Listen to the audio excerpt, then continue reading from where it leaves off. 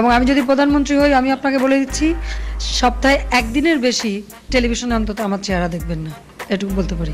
2000 years later. প্রিয় দেশবাসী, আজকে অত্যন্ত বেদনা ভারাক্রান্ত মন নিয়ে আপনাদের সামনে উপস্থিত হয়েছি।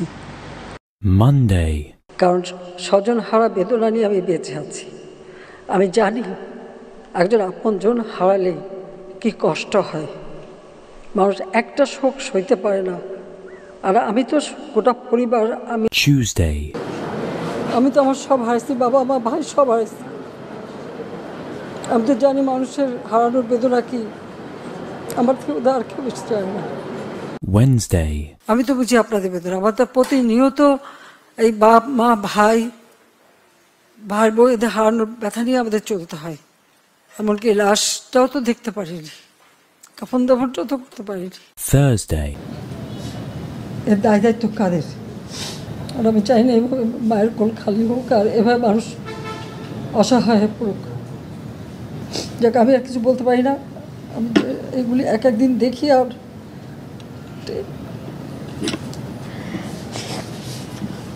Friday. মেধাবী কি শুধু মানে মুক্তিযোদ্ধা পরিবারের সন্তান সন্ততিরা কি মেধাবী না?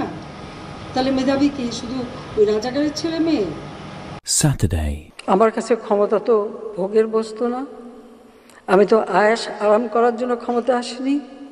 আমি দিন রাত অক্লান্ত পরিশ্রম করেছি বাংলাদেশটাকে একটু উন্নত করতে, এবং সেটা আমি সফলভাবে করতে পেরেছি। Sunday. শেখ হাসিনা বা আওয়ামী লীগ কোনোদিন পালায় না। Again. পালায় কে? আওয়ামী লীগ কখনো পালায় না, পিছু হটে না। Again.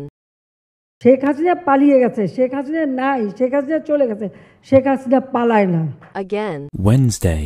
দুর্ভাগ্য যে এখন যখন শুনি সে মেয়েরাও স্লোগান দেয়, এটা কোন দেশে আমরা আছি? এরা কি চেতনায় বিশ্বাস করে, কি শিক্ষা তারা নিল? Again. আমার কাছে ক্ষমতা কিছুই না, আমি ক্ষমতার মুখাপেক্ষিও না। তবে এবার অত সহজে ছাড়া হবে না। Again. আপনাদের কাছে শুধু এটুকু বলবো যে আপনারা সবর করেন আর আল্লাহকে ডাকেন যেন এই সমস্ত খুনি জালেম এদের হাত থেকে আমাদের দেশটা যেন রেহাই পায়।